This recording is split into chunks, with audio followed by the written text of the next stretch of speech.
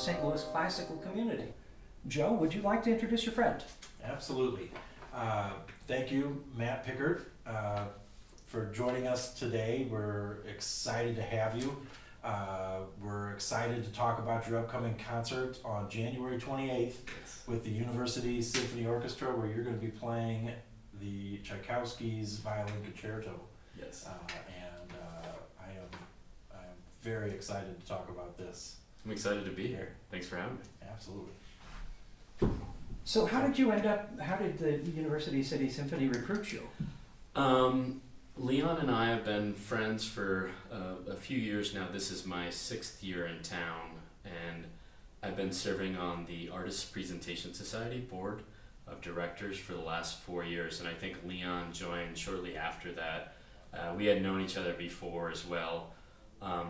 Over the last couple of years also, I've been doing some work occasionally with Bach to the Future, and I was able to do some collaborations with Leon through Bach to the Future as well.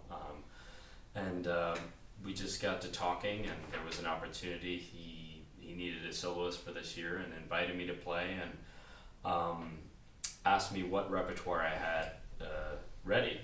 And I went through some things, and I had performed Tchaikovsky Violin Concerto in the fall of 2018 with my hometown symphony orchestra, Tchaikovsky Symphony. So I said, let's do it.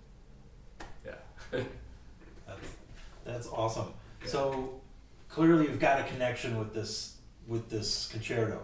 Yes. Yeah. So you know, to have it ready, to keep it ready, what attracts you to this piece? Oh my gosh. Well, it's definitely one of the major concertos for violin. It's one of the greatest concertos in general for any instrument. It's one of Tchaikovsky's greatest works.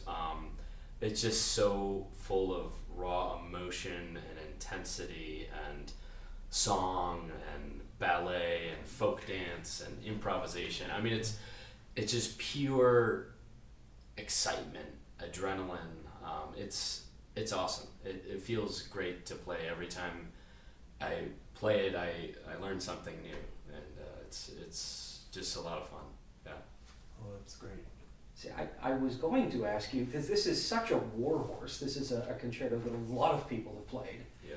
and many, many times. And I was going to ask you how you keep something like this fresh, and it sounds like it does. How do you? Does it keep itself fresh for you? I mean, No. How do you do? I definitely, it was not fresh during the 5.5 years.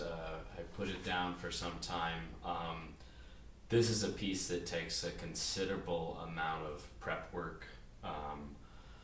I started working on it again in the summer to lead up for this performance, and I've been amping up my practice time more and more. We had the first rehearsal with the orchestra yesterday, so. Let me rephrase my question slightly. Yeah. I mean, of course, it's a huge piece of music and it requires a great deal of work. I was meaning more sometimes if I've been playing something for a long time, I can get a little tired of it after a while. Right. And it can be an effort to remember what it was that attracted me to that piece in the first place, to make it feel fresh to me. How do you keep it fresh? How do you keep the music fresh for yourself? Or is that not a challenge? With that piece, not a challenge at all. It's so full of life and color, and it's extraordinary writing. Yeah. That, absolutely. There was a quote by Brodsky, the original violinist who premiered the work in 1881. He said something like, "Every time I play it, I find something new and exciting in the work." So yeah, it's really refreshing to play every time I work on it or play it or practice it. Yeah. That's awesome. We were just talking before you got here about classical music in general. Yeah. And you know, the kind of stereotypical thing that people talk about, that there's a lot there. There's an onion, you peel back layer after layer after layer, and there's constantly something there that every time you listen to a piece like this, even for the listener, there's something to explore and Yep. get out of it. You know, even after you've listened to it the umpteenth time, there's just so much substance there. Is this your first time playing with the U City Orchestra? So I did get to play with Bach to the Future with U Okay. City Symphony a few Okay. times, but yeah, this is my first time playing a concerto with the U City Symphony. Yeah. Okay. That's a big thing for us, which is the amateur music scene in St. Louis, and being able to do that. I know with Dave and we play with the Town and Country Orchestra, and I am always amazed at just the, regular everyday people that are just showing up every week, week in and week out, and making these things happen. And I am sure that it's the same way for U City. But is there a energy that you could feel that? Yeah, I think unfortunately I haven't had the experience of working with Town and Country, but I've worked with a handful of other community and amateur orchestras in town, and there's a mix of all walks of life and experiences too. Right. So many of the principal players and sometimes the wing players are professionals that are brought into the group mix with amateurs. So in the U City Symphony, I had some colleagues that were already playing, and then I also knew some people from Missouri Chamber Music Festival adult chamber music seminar that I had coached at. So I'd worked with some of the players there, and getting to play with Bach to the Future, I recognized some people. So it kind of felt like, I'm just playing with friends. Yeah. So. Yeah. I think I wasn't prepared for this when I joined an amateur orchestra as an adult. The kind of different energy that gets brought when you have some folks that are just literally doing it for the love of it, taking on some of these big, massive pieces. Yeah. It's an undertaking, and for me, I think it's one thing if you're doing it for your living, and that's what you do all day. But when you're coming home from work, and then you go to this, I think there is something kind of magic that happens to me that gets it, kind of gets me going, and I can see that sometimes in the audience when you really get a big piece of work that people really worked hard to make happen.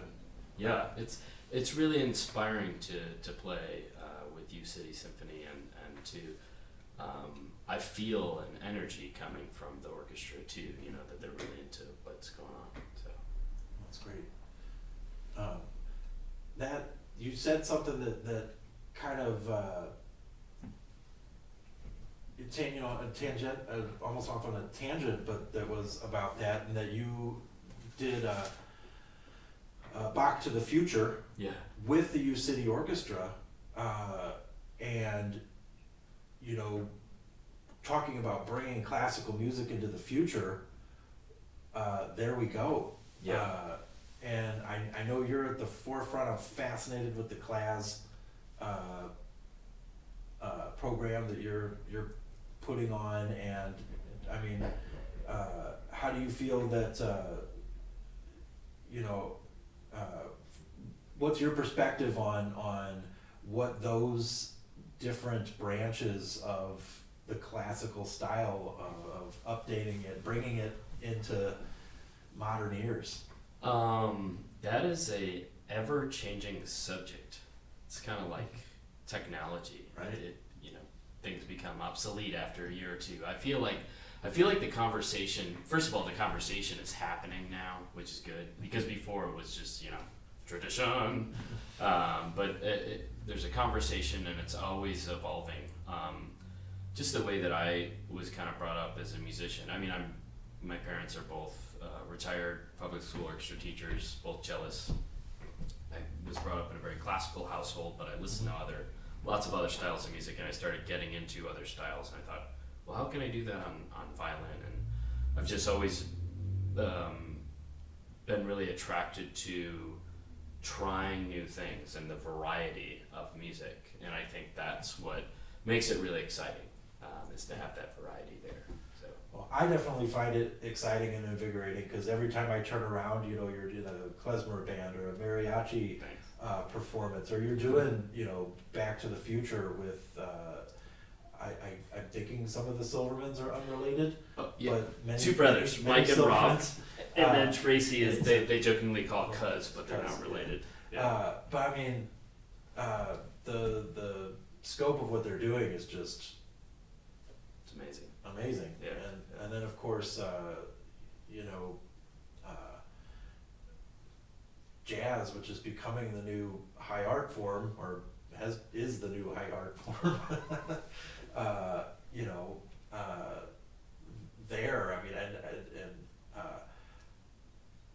probably should have done a little bit more research, but I'm assuming that the clap and the jazz class is That's the is name. the combo, Classical right? and jazz, yeah. And that's a organization of an international scope.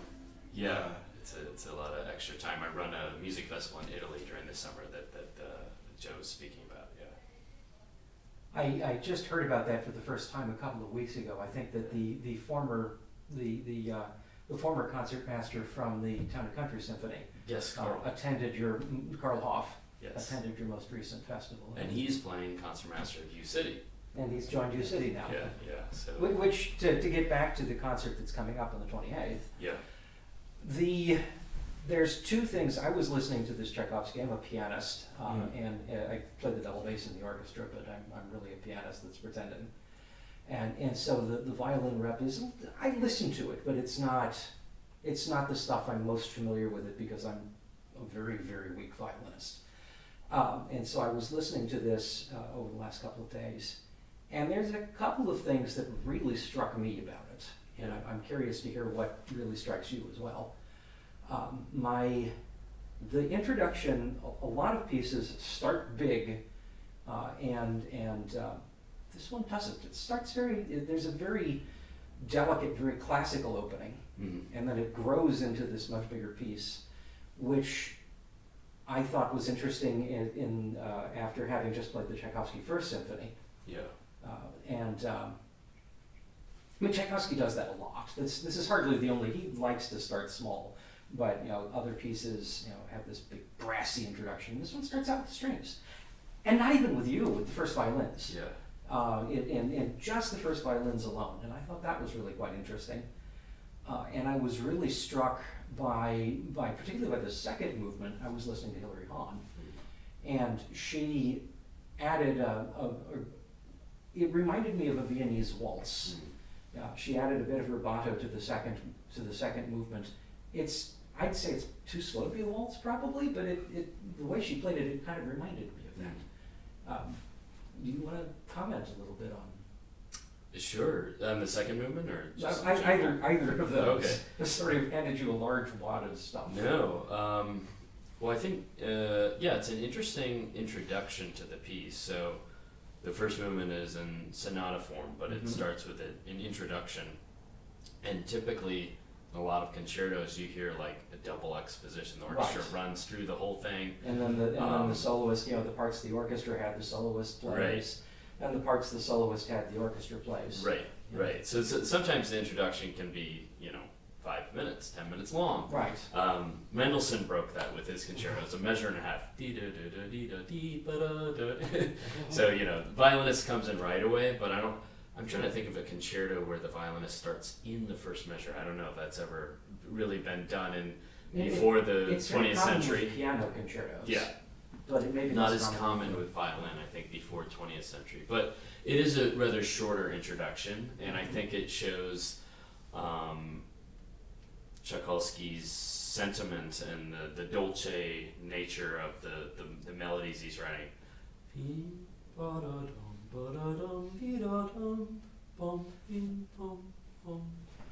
Yeah. Just that feels so very classical to me. That almost, that the tiny little attacks have this almost Haydn character to them right at the very beginning. Yeah. Just he was definitely very delicate. I mean, there was a lot going on at that time musically in the Romantic era. So this was 1878 when Right. he wrote the piece.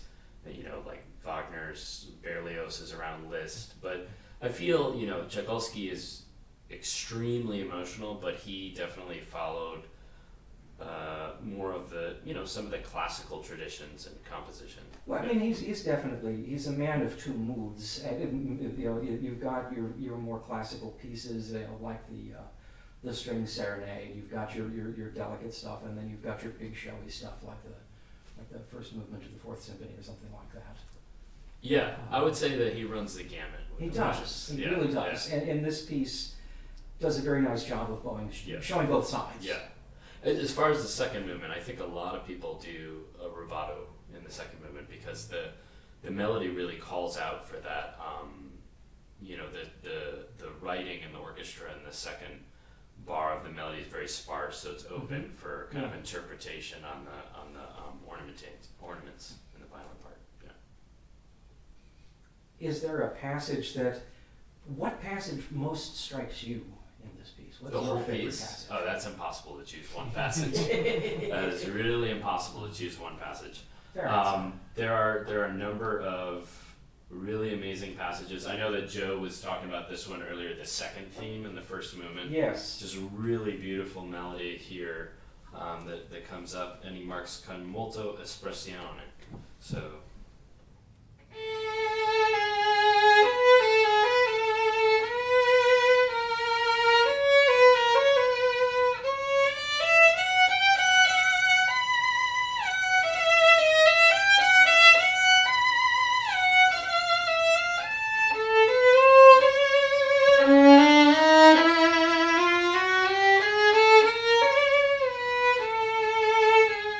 Then it continues, it goes up into the higher register. It's just really beautiful writing. In the recap, you know, it gets quite high after that build up there because we're in the original key, so you know you're up in the stratosphere and it just Right, with a lot all of over artificial violin. harmonics and a lot of there's some of that in the cadenza. cadenza. Yeah. So Yeah, it's for me it's like a perpetual melody machine. I mean, every phrase just leads to the next, and it Yeah. just keeps your ear grabbing for more. I mean, obviously that's Tchaikovsky and melody go hand in hand, but it is on full display. He did not waste any melodies here. Well, I mean, but at the same time, there's a lot of pieces where the melodies feel almost unrelated, and this is not one of those. This is the melodies flow very well together in this. there are some interesting kind of different melodies in the third movement. You know, a lot of people have different interpretations about this, and Tchaikovsky didn't really say one way or another about this. When I learned the piece, I studied this in graduate school with my teacher at the time, Sidney Harth, who was kind of a violin legend. He was concertmaster of Louisville, Chicago, LA, and New York. And one of his main mentors was Michel Piastro, who was concertmaster of New York Phil and also a student of Leopold Auer. So I'm sure, you know, I learned the concerto like two levels away from the origin kind of. But degrees of separation. 2 degrees of separation, that's the word I was looking for. You'll notice what I wrote at the at the beginning of the third movement. It says about a drunk, and I also wrote later on in my music drunk guy, because you know if you listen to the beginning of the third movement, what does it sound like to you here?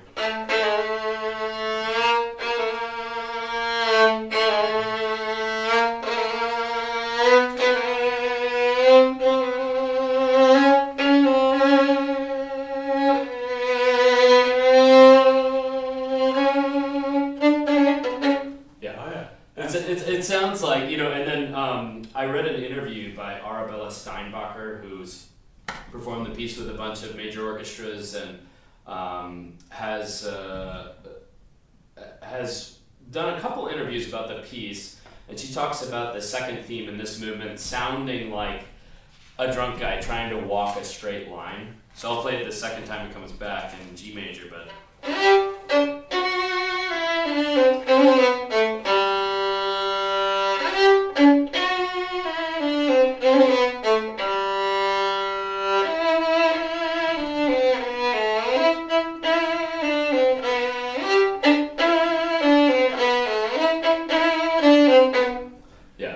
know, I mean, talk about peeling back the onion. I've never had that thought where I was associating alcohol with that passage, but I absolutely think that could be something that I was humming as I came out of a great restaurant. Right. I had a wonderful meal. We had a few glasses of wine, and that is absolutely a melody that just says, Yeah. you know, what a night. And I 100% that is amazing. So now when I hear that, I will now forever think of the stumbling drug. That is awesome. I love it. Or even, I mean, this is, you know, more akin to the second movement, but, you know, this is really beautiful melody in the molto meno mosso as well. It's trading off between the solo and, it starts with the cello, also the bassoon, but...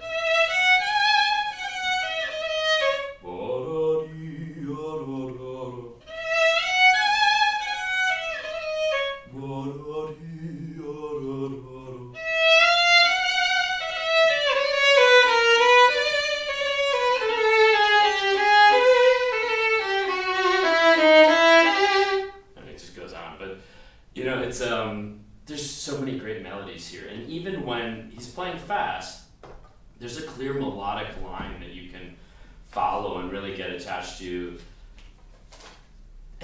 You know, I also wrote at the top here ballet and dance, because Tchaikovsky was the master of the ballet, you know, Sleeping Beauty, Swan Lake, Nutcracker, and so the music and physically demanding, it's very balletic for the violin. You're like all over, it's like crazy bowings, you know, all this stuff. You know, it's all over the instrument. But this third movement, it's Russian folk music. It's like a Russian fiddle tune, which is really a barn buster. But even this, I mean, it's so fast, but you can kind of track a melody in there.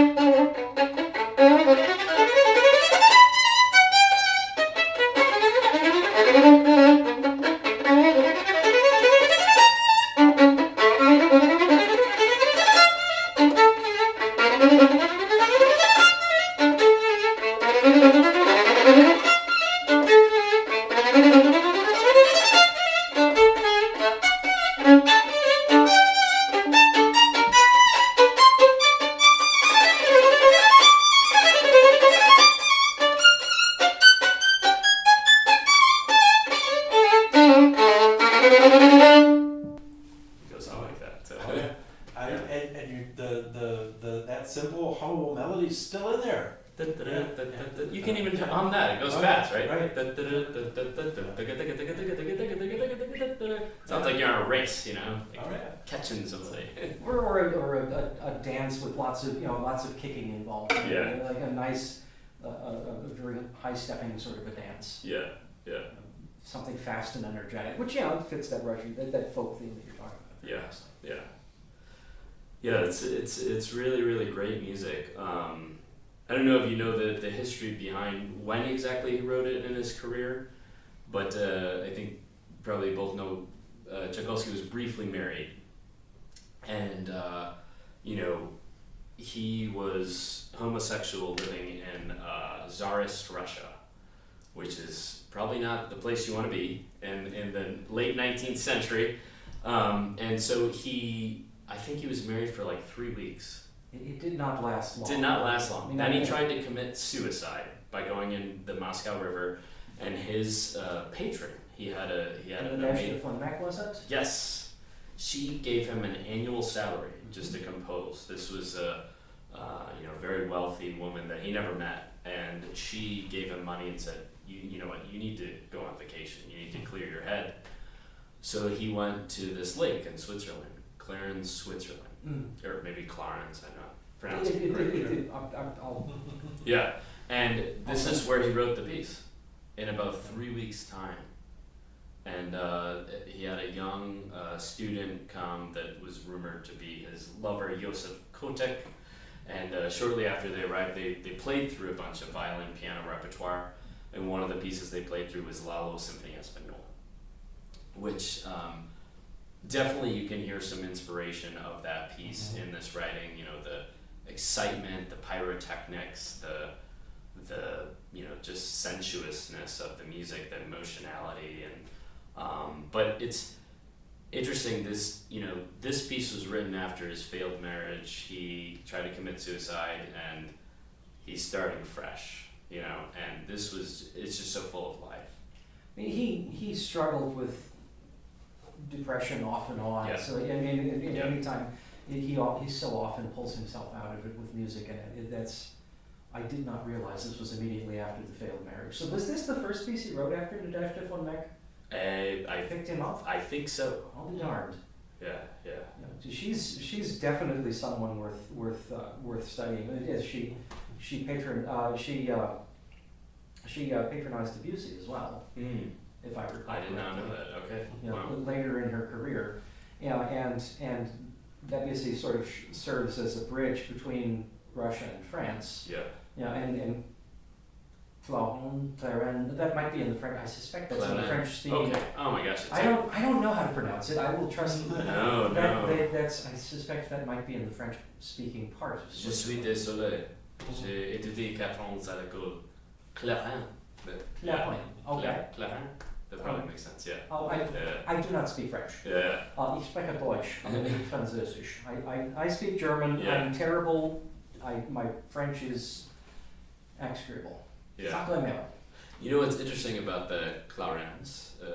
The lake there was one of the main lakes in near Geneva, Switzerland. Okay, yeah, that is definitely the French-speaking part. And a few other important composers actually wrote works at that same lake. Brahms was one of them. Stravinsky, I think, also. Yes, yeah.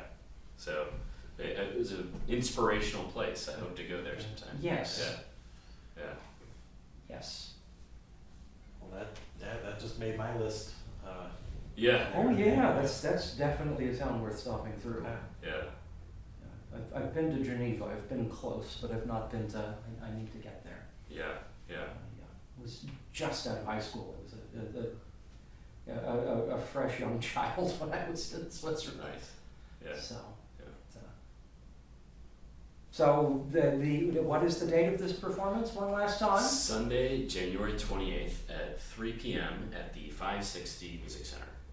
Which is 560 Trinity Avenue, is that correct? I believe so. Yeah, right off of Delmar. Just off Delmar in the University Loop. It's a fantastic hall, actually. It is amazing. The St. Louis Symphony used to play there. Yeah. They no longer do. Well, yeah, they're bopping around this year. They're not going there. Yeah. They used to do summer concerts there. Yeah. It's hard to hear that they're not playing there anymore. But hey, there's more space for other people to play. Yeah. We've got plenty of halls in town. Yeah.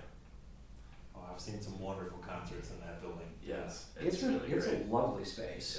Yeah. I've never gotten to play there. One of these days it would be fun. Yeah. Oh, great. Well, this is exciting. I really appreciate you. I learned a ton, and I am yet going to come back to this piece with an even new set of fresh things to interpret with it. Not the least of which is the drunk guy dance. Yes. You know, when my teacher you have to get a little drunk to dance like a Russian, perhaps. Those dances call for some courage. Yes. But when my teacher told me that at first, I was kind of taken aback. But then I listened to it sing to me. Actually. It's like, oh yeah, duh. Yeah. It's just there's so many characters in the music that Tchaikovsky just portrays so and he wrote well. so much theatrical music. He's so familiar with writing for the theater. Writing for ballet, writing for opera. Yes. That simply makes good sense. Yeah. Now, and as a reminder, this is and one final word of it, this is a free concert, correct? Correct. Yes, it is a free concert. 3 o'clock. Maybe there's a pre-concert talk, but yeah, 3 o'clock Sunday the 28th. And also on the concert is the Pélia et Mélisson. Is that better for my French? And a brand new work by a Peruvian composer. I'm forgetting right now. Manuel Sikora? Yeah, Emmanuel Sikora. It's the Preludio Sinfonico. So yeah, Fauré, Pélias et Mélisande, and the Tchaikovsky violin concerto. And speaking of French things, and the Preludio Sinfonico. Have you heard the new piece at all yet? I have not. Yeah. Ooh, looking forward. Is this the world premiere? No, it was written in the last couple of years. I know that it's been recorded. I don't. Dr. Burke was telling me the other day. I don't remember the orchestra that recorded it a couple of years ago. Yeah, somewhere in Europe.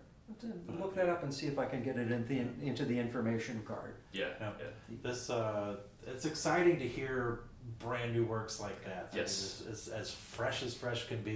That's part of the Yeah. conversation. Yes. Yeah, gotta keep, because it's awesome to play the old dead white guys like Tchaikovsky and pieces Yes. like this. Uh-huh. It lasts. Yeah. Even though I know we're trying to end this, but when it was premiered and when it was written, it was not received terribly well originally. The original dedicatee, Leopold Auer, kind of implied that it was not as idiomatic as it needed to be for the instrument. Mm-hmm. Later regretted that, and was one of the main teachers of the piece. But in the original concert, the orchestra was not well prepared, and Hanslick wrote a blistering review of Tchaikovsky, of the piece. So. Yeah, the César Cui had previously, Tchaikovsky got some very unfortunate reviews from his colleagues. Yeah. César Cui wrote a terrible review of his first sort of major work. He's graduating from the St. Petersburg Conservatory and immediately going on to lead the Moscow Conservatory. It's the brand new composition teacher at Moscow Conservatory. And Cui writes, he has his graduation piece, he writes this, was a chorale of some kind, as I recall. Cui absolutely hated it. Yeah.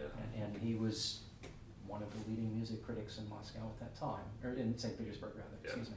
Yeah.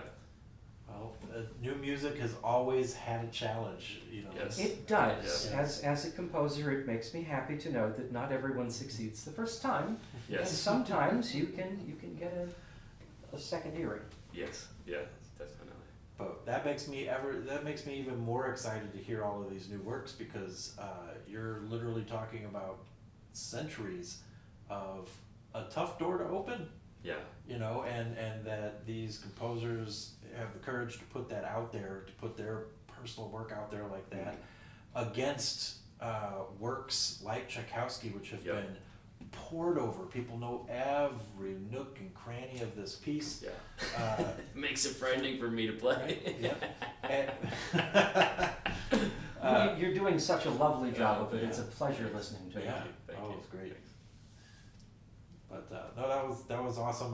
We were trying to wrap it up, but so much good stuff happens out of there. So Yeah. awesome. Well, thank you. It was a man. pleasure being Yeah. here with you guys. Thank you very Thanks. much. It's a Thank you. pleasure to meet you. Thank you.